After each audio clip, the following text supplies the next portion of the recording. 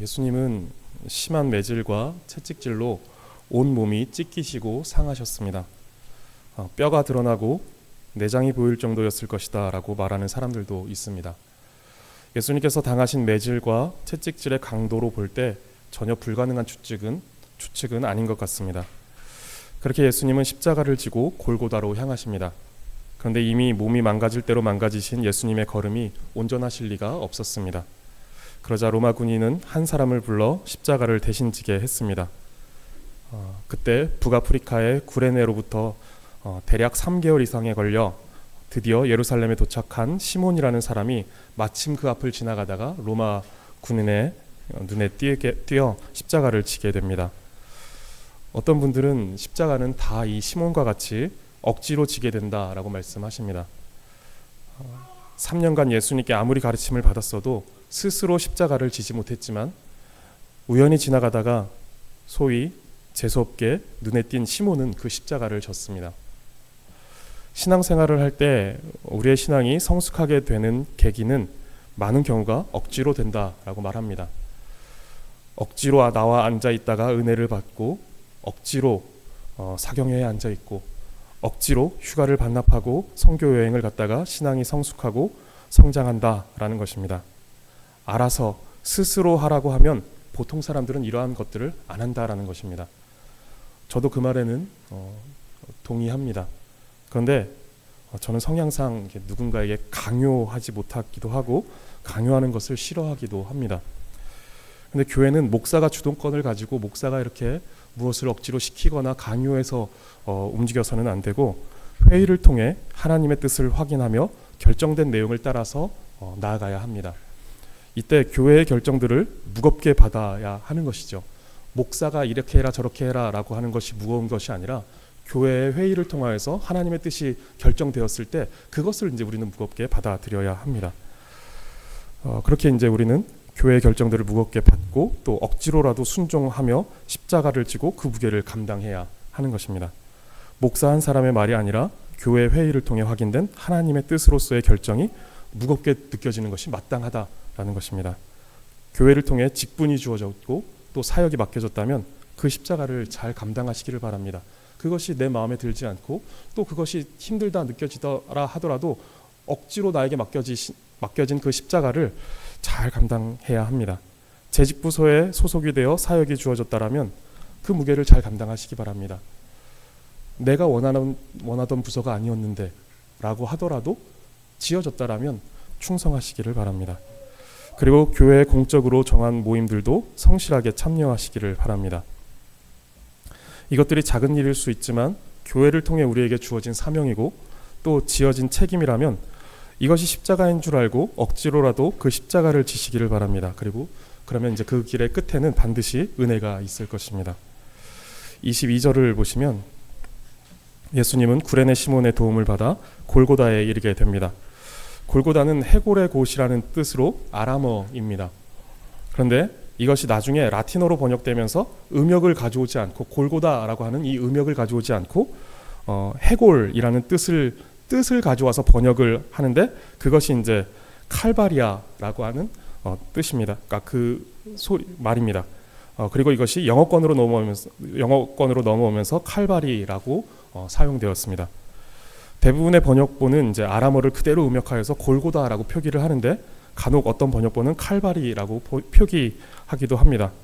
우리말 성경도 역시 이제 골고다라고 하는 그 음역을 그대로 가져와서 사용을 하는데, 우리가 가끔 찬송가를 부르거나 복음성가를 부를 때 보면 갈보리라고 하는 표현이 나오죠. 이것이 이제 이러한 번역의 과정을 통해서 갈보리라는 말이 나오게 되는 것입니다. 근데 대부분의 성경 번역본들은 이제 골고다라고 하는 표현을 사용합니다. 그러니까 골고다와 갈보리는 같은 장소를 가리키고 번역의 과정 속에서 변형된 표현이라는 것을 알아두면 좋을 것 같습니다.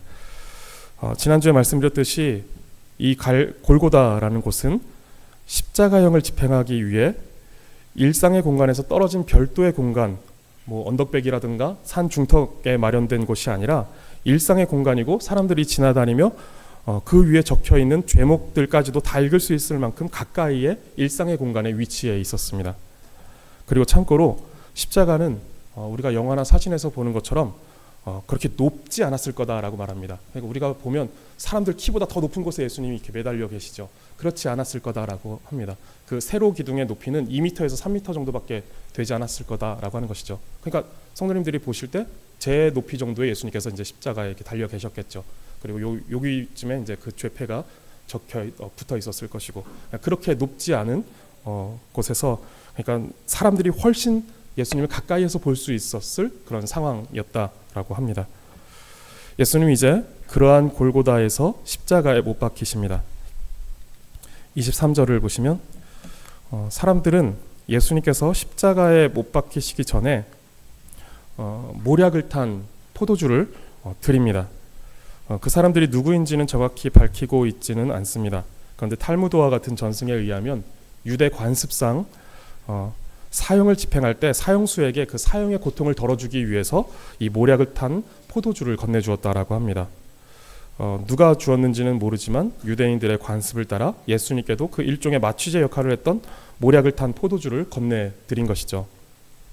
그런데 원문을 보면 이것이 그냥 한 번 건네고 만 것이 아니라 여러 번 건네드렸다라고 하는 것을 우리가 알 수 있는데, 그런데 예수님은 그 여러 번 건네드리고 있는 그 마취제의 역할을 했던 그 모략을 탄 포도주를 예수님은 끝까지 이제 거부하십니다. 받지 않으셨습니다. 왜 예수님은 그 모략을 탄 포도주를 받지 않으셨을까요? 예수님은 그 고통을 완화 없이 그것을 절감하지 않고, 그 고통을 절감시키지 않고 고스란히 받고자 하신 것입니다.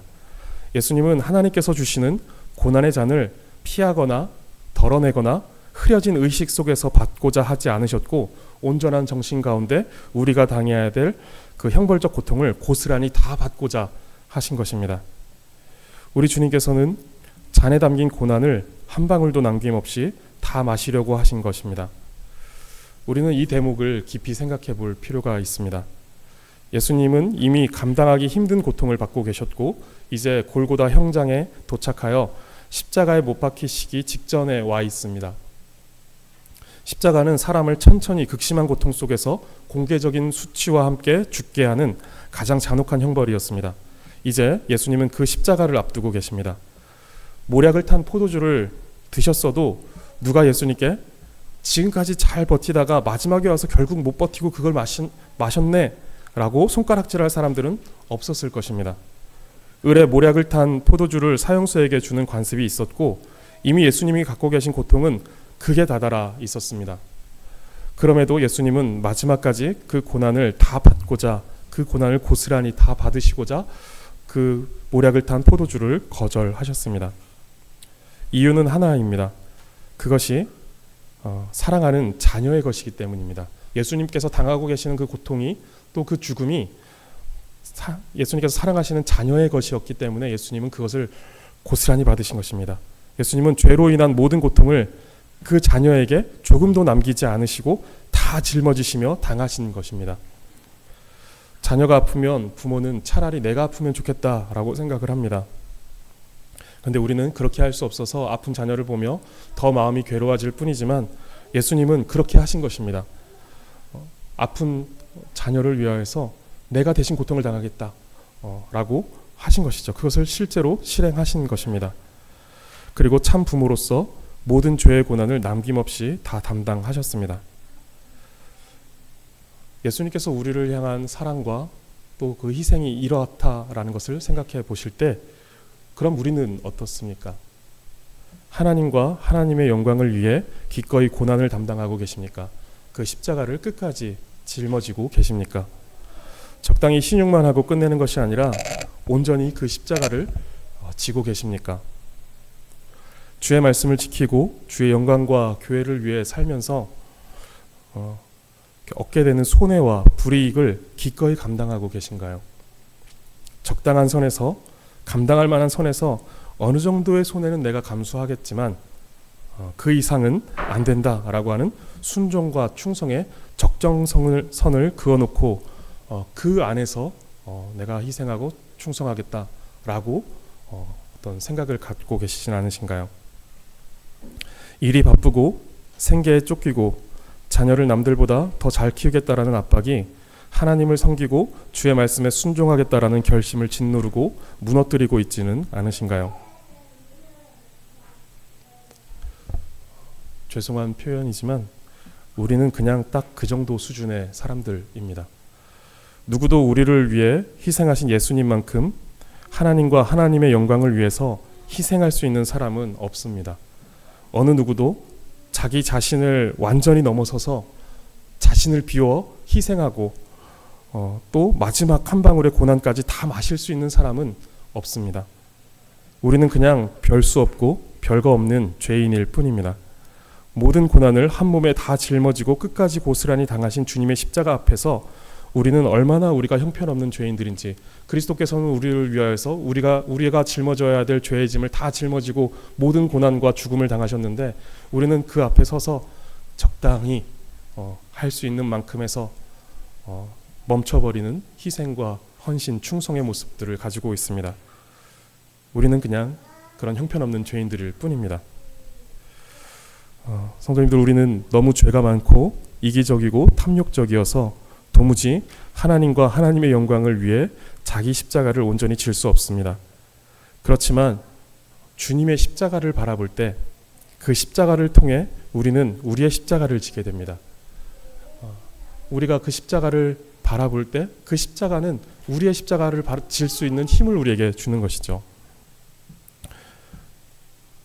그렇기 때문에 우리를 위해 끝까지 고난의 잔을 지셨던 예수님을 반드시 기억하시고 날마다 그 주님의 십자가를 바라보시기 바랍니다. 그러면 그 기억이 우리가 우리의 십자가의 무게를 감당할 수 있는 힘을 줄 것입니다. 24절을 보시면 이제 로마 군인들이 예수님을 십자가에 못 박습니다. 예수님께서 이제 십자가에 못 박히신 것입니다. 십자가에 못 박히는 내용은 못 박는 내용은 24절과 25절에 두 번 나옵니다. 이 표현이 두 번 나온다는 것입니다. 그런데 이것은 같은 사건에 대한 서술, 같은 사건을 하나는 사건의 서술로, 하나는 시간의 강조로 기록하고 있다라는 것 보는 것이 자연스럽습니다. 어떤 분들은 이게 두 번에 나눠서 이렇게 못 박혔다라는 얘기가 나오니까 예수님께서 이 가로 십자가 기둥을 들고 가셔서 가로 기둥에 먼저 눕혀져서 못 박히시고 또 그것을 이제 세워서 세로 기둥에 못 박혔다라고 이렇게 보기도 하는데, 그렇게 보기보다는 하나는 어떤 사건의 진술로서 표현하고 있고 또 하나는 그 시간을 강조하기 위해서 표현하고 있다라고 하는 것이 더 자연스러운 것 같습니다. 예수님은 이제 십자가에 못 박히시는데 25절을 보시면 그때가 제3시라고 말해줍니다. 유대인들은 6시를 기준으로 시간을 계산하기 때문에 우리는 이제 12시를 중심으로 해서 이제 시간을 이렇게 돌리죠. 네, 유대인들은 6시를 기준으로 해서 시간을 돌리기 때문에 제3시 따라가면 오전 9시를 가리킵니다. 그래서 예수님께서 십자가에 못 박히신 시간은 오전 9시입니다. 예수님은 오전 9시에 십자가에 달리십니다. 그리고 24절 다시 보시면 그 상황을 이제 묘사해 주는데 예수님은 아마도 가장 수치스러운 상태셨을 것입니다. 로마가 고안한 이 십자가형은 가장 극심한 고통을 주지만 가장 극심한 수치까지도 주고자 한 것입니다. 그래서 예수님은 아마도 벌거벗겨진 채로 매달리셨을 것으로 보입니다. 그래서 24절을 보시면 로마 군인들이 예수님의 옷을 서로 나누어 가지려고 제비를 뽑는 장면이 묘사되고 있습니다. 요한복음 19장 23절을 보시면 더 자세하게 그것이 묘사되고 있는데, 군인들이 예수를 십자가에 못 박고 그의 옷을 취하여 네 깃에 나눠 각각 한 깃씩 얻고 속옷도 취하니 이 속옷은 호지 아니하고 위에서부터 통으로 짠 것이라 라고 말합니다. 군인들은 예수님의 옷을 네 깃으로 나누는데 네 깃으로 나눴다는 것은 예수님께서 입고 계셨던 그 옷을 네 부분으로 4명 4등분을 했다는 거죠. 4명분으로 이제 나눴다라는 것입니다. 잘라서 이렇게 나눴다라는 것이 아니라 예수님께서 걸치고 계셨던 것들을 4명이서 이렇게 나눠 가질 수 있도록 분배를 했다라는 것입니다. 안배를 했다라는 것입니다. 당시 사람들의 복장을 이제 그림으로 보시면 이랬습니다. 그래서 이제 4부분으로 나눴다라고 하면 어떤 사람은 요 끝에 있는 신발을 가졌다라는 것이고, 또 그 어떤 사람은 옆에 있는 모자, 터번이라고 하는 그것을 가졌고, 또 어떤 사람은 겉옷을 가졌고, 또 어떤 사람은 허리띠를 가졌다 라는 것입니다. 그리고 남은 속옷, 이제 속옷도 나눠 가질 것인데, 속옷이라고 해서 우리가 생각하는 그런 속옷이 아니라 지금 저 맨 첫 번째에 있는 저것이 이제 속옷이라고 합니다. 그래서 저 속옷을 나눠 갔는데, 속옷을 찢으면 그것이 이제 가치를 잃어버리기 때문에 속옷을 찢지 말고 제비 뽑아서 한 사람이 나눠 갖자라고 이렇게 말하고 있는 것입니다. 이 말은 예수님께서 십자가에 달리실 때는 입고 계셨던 모든 옷들은 다 벗겨지셨고 알몸으로 십자가에 달리시며 수치를 당하셨다라는 것을 말해줍니다. 그러니까 예수님께서 걸치고 있었던 모든 옷들은 지금 로마 군사들이 다 나눠 갖고 있는 중인 것이죠. 그런데 이 장면을 가만히 생각해 보면 인간이 참 악랄하다라는 생각을 해보게 됩니다. 보시면 사람이 죽어가는데 아무리 그가 죄인이라고 해도 어떻게 죽어가는 사람 앞에서 히히덕거리면서 제비 뽑다라 그러는데 우리 표현으로 하면 가위가위보 했다라는 것이죠. 가위가위보해서 누가 이것을 가질지를 정하고 있는 그런 모습을 보여주고 있는데 어떻게 이렇게 할 수가 있을까요? 당시의 십자가형은 드물게 있었던 처형은 아니었다라고 합니다. 역사학자들에 의하면 유대 지역에서만 해도 매년 수십 건이 있었을 가능성이 있다라고 합니다. 수십 건의 십자가형이 집행되었다라는 것이죠. 그리고 반란이 있을 때에는 훨씬 그 십자가형이 늘어났는데 기원전 4세기에 이제 반란이 있었는데 이때는 2,000명에게 십자가형을 집행했다라는 기록이 남아 있다고 합니다. 그리고 AD 66년에서 70년에 있었던 유대와 로마의 전쟁 때에는 십자가형을 너무 많이 집행해서 십자가가 부족했다라는 기록도 남아 있다라고 합니다. 이 로마 군인들은 자주 사람들을 십자가에 매달게 되면서 사람이 고통스럽게 죽어가는 모습이 익숙해진 것으로 보입니다. 너무 많이 그 십자가에 사람을 달았고 또 그 십자가에서 죽어가는 모습을 너무 많이 보았기 때문에 그것에 대해서 어떤 감흥이 없는 것이죠. 또 그냥 자기 일을 한 것뿐이라고 이제 생각하는 것입니다. 그러면서 그들은 그 죽어가는 사람 앞에서 그저 자신들에게 허락된 죄인의 옷을 챙겨 부수입을 남기는 일에 정신이 팔릴 수 있었을 것입니다. 우리는 무언가에 익숙해집니다. 사람이라는 존재가 무언가에 익숙해지는 존재라는 것이죠. 온몸에 전율이 흐르며 감격했던 일들도 시간이 지나면 무뎌집니다. 출애굽 당시 이스라엘 백성이 광야로 나왔을 때 하나님께서 그들에게 만나와 메추라기를 내려주셨습니다. 그때 얼마나 감격스러웠을까요? 출애굽기와 민수기를 보시면 이 백성들이 만나를 처음 맛보고 그 맛에 대한 표현을 하는 것이 나옵니다. 이렇게 표현합니다. 꿀 섞은 과자 같고 기름 섞은 과자 같다라고 하면서 기뻐합니다. 하나님께서 이렇게 자신들에게 날마다 일용할 양식을 주셨다라는 것입니다. 그것을 가지고 이제 기뻐하는 것이죠. 아마도 이들은 양식을 주신 하나님께 하나님은 살아계십니다. 하나님은 능력의 하나님이십니다. 하나님은 우리의 하나님, 이스라엘의 하나님이십니다. 라고 하면서 찬양했을 것입니다. 그런데 시간이 지나면서 이들은 하나님이 주신 이 음식들에 익숙해져 버립니다. 하늘에서 매일같이 일용할 음식들이 내려오는데 더 이상 놀라지도 않습니다. 이것이 40년간 지속되니까 그 40년 동안에 이것이 그냥 익숙해져 버리는 것이죠. 기적으로 시작된 것이 이제 자연이 되어버린 것입니다.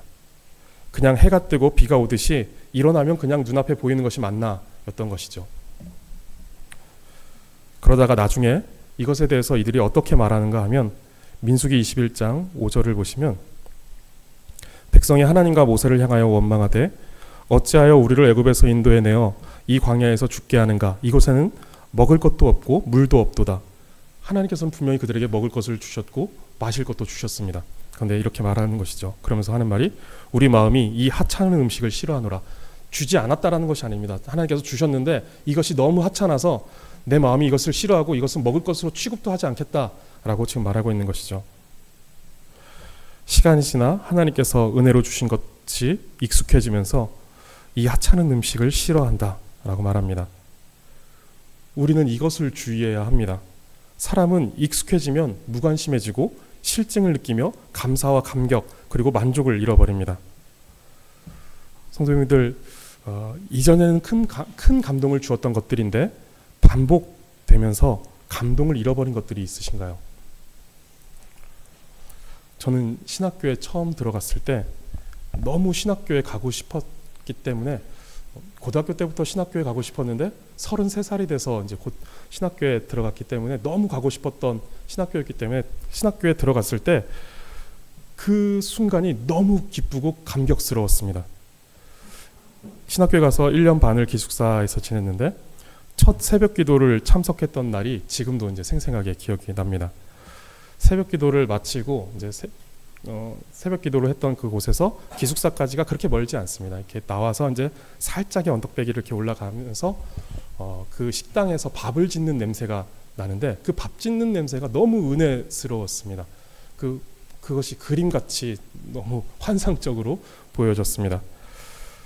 교회를 세우기 위해 하나님께서 동원하시는 수많은 손길들이 다 은혜롭게 느껴진 것이죠.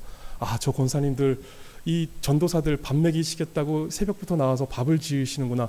우리는 저 밥을 먹으면서 여기서 신학 공부를 하고 또 여기서 열심히 공부해서 또 각 사람은 교회를 가서 교회를 또 맡아서 목회를 하고 말씀으로 섬기겠구나 라고 하는 이런 감격들이 막 올라오는 거죠. 그런데 나중에 어떻게 되었냐 하면 식당 밥을 먹으면서 밥이 너무 오래된 것 같아요. 왜 밥을 이렇게밖에 못할까? 이 밥 어제 밥 남은 거 그대로 또 가져오신 것 같은데? 라고 하는 생각도 들고 이제 권사님들이 연세가 드셔서 그런지 반찬이 조금 짜네. 이건 점심 먹을 때 나왔었던 반찬 아닌가? 이것이 똑같이 나오네? 하는 불평이 생기면서 나가서 사 먹고 시켜 먹으면서 처음 그 새벽 기도를 마치고 그 밥 짓는 냄새의 은혜를 느꼈던 그런 감사와 감격을 다 잃어버렸습니다. 성도님들, 예수님을 만나고 드렸던 첫 예배는 어떠셨나요? 예수님께서 내 마음에 찾아오셔서 내가 그 다음에 행했던 어떤 무언가, 첫 번째 그 믿음으로 행했던 어떤 한 행동, 성도님들의 마음에 깊은 울림을 주었던 성경 구절은 지금도 여전히 그 깊은 울림을 주고 있나요? 언젠가 이제 저희 교회에 등록하신 분께 목사 설교 3년 들으면 했던 말 또 하고 했던 말 또 하고 사용하는 어휘와 표현, 호소하는 제스처나 묵상의 스타일이 반복되면서 3년 넘어가기 힘들다. 그 신선함을 유지하는 게 3년 넘어가기 힘들다라고 하는 것을 말씀드린 적이 있습니다. 그리고 그것이 사실입니다. 저희 성도님들 저처럼 이렇게 별 고조 없는 밋밋한 설교 익숙하시죠 이제. 그리고 교회가 하는 활동들을 보면 평생 반복됩니다. 예배, 성경 공부, 성찬, 세례, 새로울 것이 없습니다. 이러한 요소들은 가까이는 종교개혁 이후로 몇백 년 동안 크게 달라진 것이 없었고 멀게는 초대교회부터 2000년 동안 반복되어 오던 것들도 있습니다. 이것이 크게 달라지지 않습니다. 계속해서 반복되고 있습니다. 이 반복들 속에서 우리는 익숙함을 느끼고 지루함도 느끼게 됩니다. 그런데 한때는 신선한 감동도 있었고 은혜도 있었고 설렘도 있었던 것들입니다. 매주 예배를 드리며 예수님의 십자가와 부활의 영광을 높이지만 익숙해져 버리면서 감격을 잃어버리고 매달 성찬을 하며 찢기신 주의 몸과 흘리신 피를 보고 듣고 맛보고 느끼지만 익숙해져서 아무런 감각이 없는 우리의 모습이 십자가 아래에서 죽음에 익숙하여 아무 감각이 없는 로마 군인들과 비슷하지 않습니까? 매주일 예배를 드리고 말씀이 선포됩니다. 그리고 저희 교회 같은 경우는 매달 성찬을 통해 주님의 찢기신 몸과 흘리신 피를 보고 듣고 느끼고 맛봅니다. 성경은 이것을 하나님께서 우리에게 은혜를 주시는 수단이고 통로다라는 것을 말해줍니다. 하나님은 이러한 은혜의 수단들, 일반적인 은혜의 수단들, 계속해서 반복되고 있는 이 은혜의 수단들을 통하여서 우리에게 은혜를 주십니다. 마치 광야에서 만나와 메추라기를 내리듯이 반복적으로 말씀과 성례와 기도라는 일반적인 수단들로 우리에게 은혜를 계속해서 주고 계시다라는 것입니다. 그런데 너무 익숙해진 나머지 은혜에 대한 감각도 없고 기쁨도 없이 자리에 앉아있곤 하는 것이 우리의 모습입니다.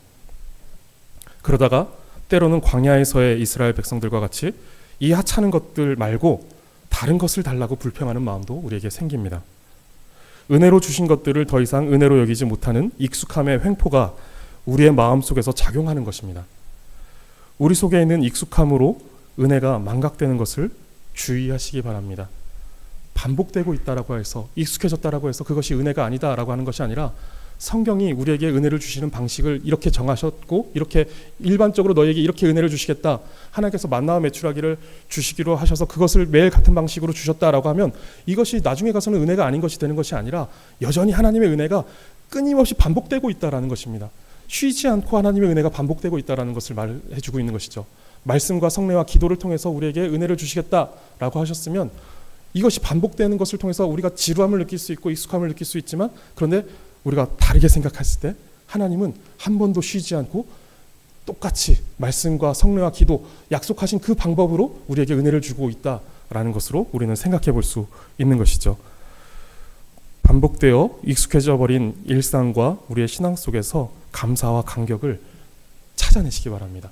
익숙해져 있지만 여전히 이것은 하나님의 은혜이구나, 하나님이 나를 놓지 않으시고 계속해서 은혜를 부어주고 계시는구나 라고 하는 은혜의 수단이다라는 것을 찾아서 그것을 누리시기를 바랍니다.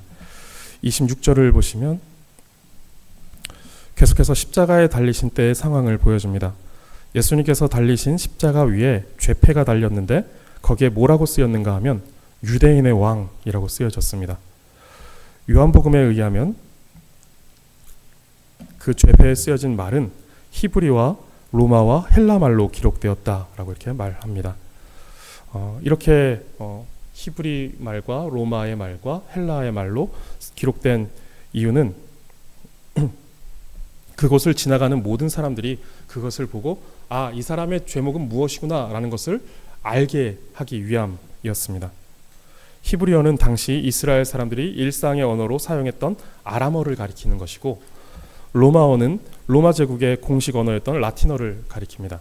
그리고 헬라어는 당시 가장 널리 통용되었던 국제 공용어입니다.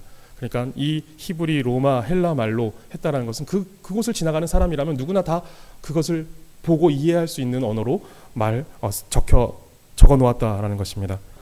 이렇게 예수님께서 십자가에 달리신 이유에 대해 그 앞을 지나가던 사람들이 다 보고 알게 한 것입니다.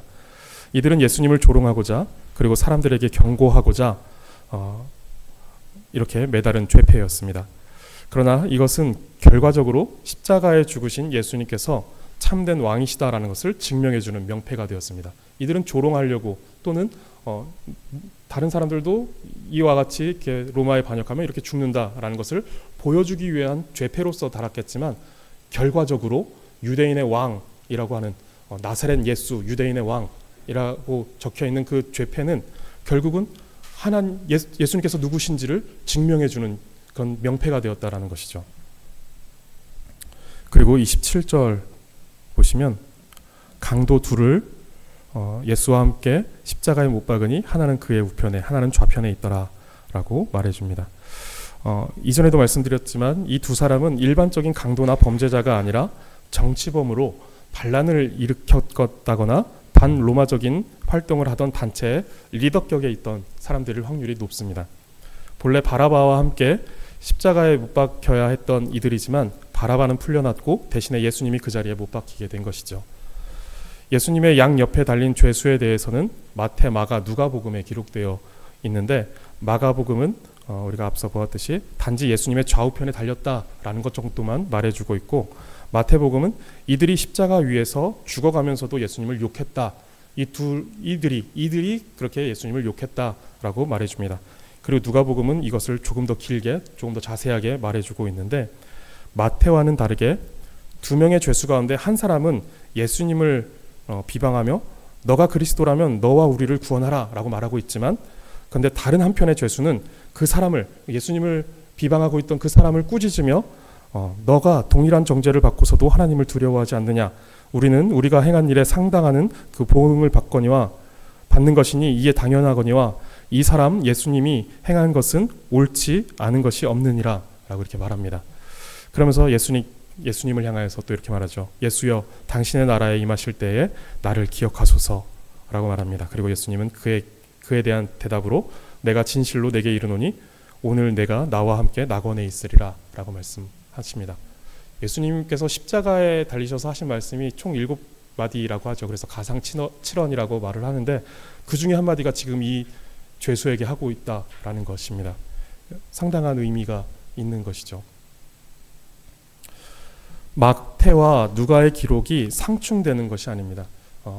마태는 두 사람이 다 예수님을 욕했다라고 하고 누가는 한 사람은 욕했지만 한 사람은 그 사람을 꾸짖으며 예수님께 이렇게 나를 기억하소서라고 이렇게 얘기했던 것, 이것이 이제 상충되는 것이 아닙니다.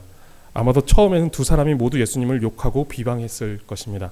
마태의 기록처럼 그렇게 두 사람 다 그렇게 했을 것입니다. 그런데 어느 순간일지는 모르겠지만 한 사람은 예수님께서 진짜 메시아 그리스도이심을 어느 순간에, 그 십자가에 달려있는 어느 순간에 깨닫게 된 것입니다. 누가복음에 의하면 예수님 좌우에 이들이 달렸다라는 정보가 주어지고 난 뒤에 예수님의 말씀이 기록되는데 34절, 누가복음 22장인가요? 3장인가요? 34절에 이렇게 기록됩니다. 이에 예수께서 이르시되 아버지 저들을 사하여 주옵소서, 자기들이 하는 것을 알지 못함이니이다 라고 이렇게 말씀하십니다. 아마도 예수님 가까이에 있었을 이 사람은 이 말씀을 들었을 것입니다.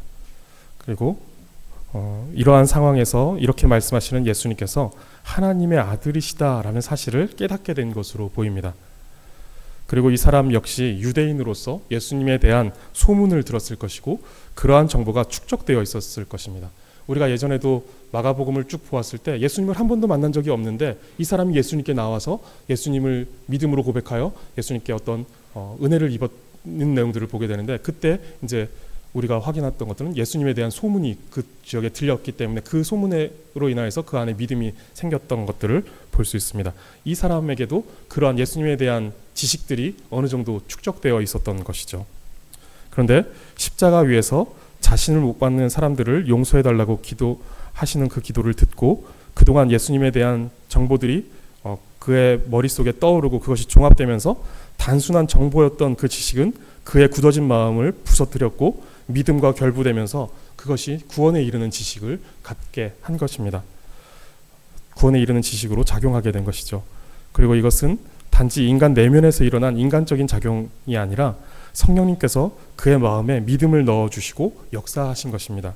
그가 십자가에 달려서 예수님의 그 말을 듣고 또 그가 그동안에 들었던 그런 여러 예수님에 대한 지식들이 성령께서 그 안에 그 순간에 믿음을 주실 때 그 믿음 안에서 그 모든 것들이 이제 이해되어지고 해석되어지는 것이죠. 그러면서 예수가 그리스도이시다, 예수가 구원자이시다라는 것들이, 예수가 메시아다라는 것들이 이제 깨달아지면서 그가 구원을 얻게 되는 것입니다. 믿음은 그 순간에 동원될 수 있는 모든 것을 가지고 그를 구원하게 했던 것입니다. 십자가 위에 달려있지만, 그래서 그가 할 수 있는 일은 아무것도 없지만, 그러나 그 순간에 성령께서 그의 마음 가운데 역사하시자 그 순간에 동원될 수 있는 모든 것이 동원되고 있는 것이죠. 그러면서 그를 구원하시는 것입니다. 오늘 우리가 구원을 받는 일도 그와 같은 원리로서 성령님께서 믿음을 주시고 믿음을 주시면 그 믿음은 우리에게 벌어지는 모든 일들에 대한 새로운 해석을 해줍니다. 이전에 알지 못했던 차원에서의 인식이 생기면서 모든 사건과 상황과 역사와 지식들이 모두 믿음이라는 필터를 통해 하나님의 은혜라는 사실을 인식하게 해주는 것입니다. 그전에는 그냥 그랬던 것, 교회 엄마가 끌고 가니까, 제가 그랬던 것이죠. 엄마가 끌고 가니까 엄마 따라서 갔던 교회인데 성령께서 어느 순간에 믿음을 주시니까 그것이 다 하나님의 은혜였다라는 것을 알게 되는 것이죠. 내가 그냥 지루하게 듣던 그 목사님의 말씀이 어느 순간에 믿음이 들어오자 그 말씀이 하나님의 말씀으로 들리기 시작하면서 믿음과 결부되어 구원에 이르게 되는 믿음으로 역사하게 되는 것입니다.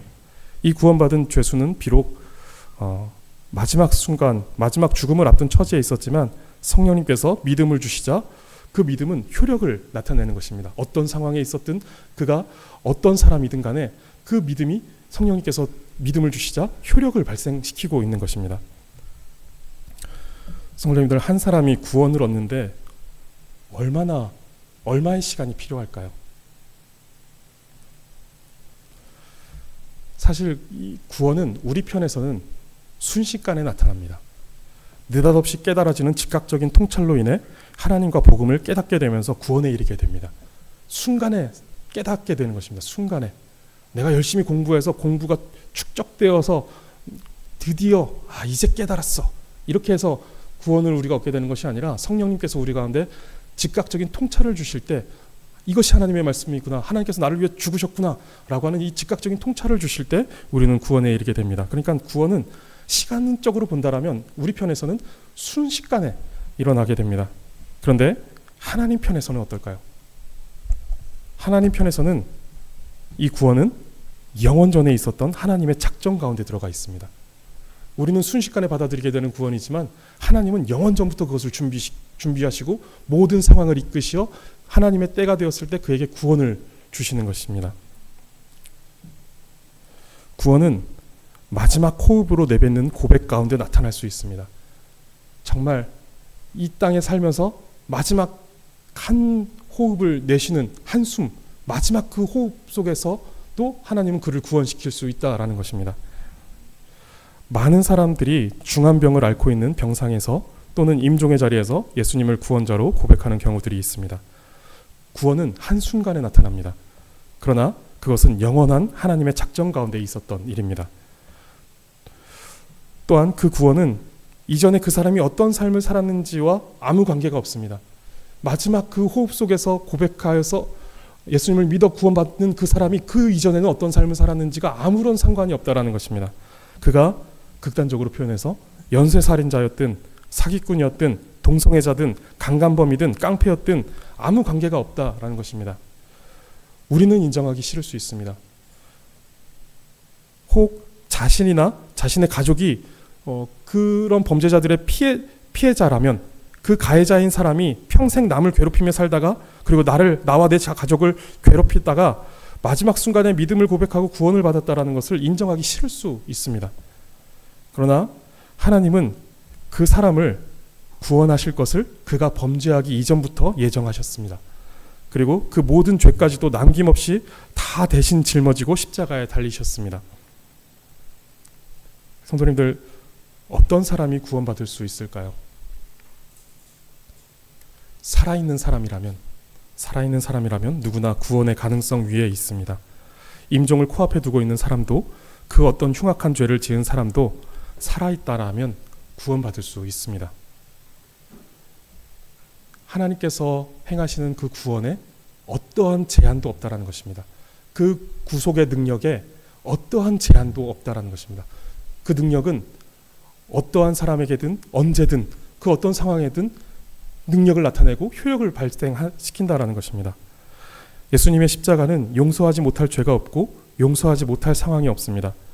예수님의 십자가로 말미암은 속죄의 능력은 무한합니다. 그리고 그 무한한 속죄의 능력은 하나님의 택한 자들을 향하여서 무한히 흘러갑니다. 오늘 성도님들의 주변에 어떤 분들이 계신가요? 복음은 그가 어떤 사람이고 지금 어떤 상황에 있는 사람이라고 해도 그 사람에게 구원을 주시는 하나님의 능력입니다. 모든 죄를 용서하시고 모든 상황 속에서 역사하십니다. 오늘 이 십자가의 능력과 십자가의 사랑과 십자가의 은혜를 전하시는 성도님들 되시기를 바라겠습니다.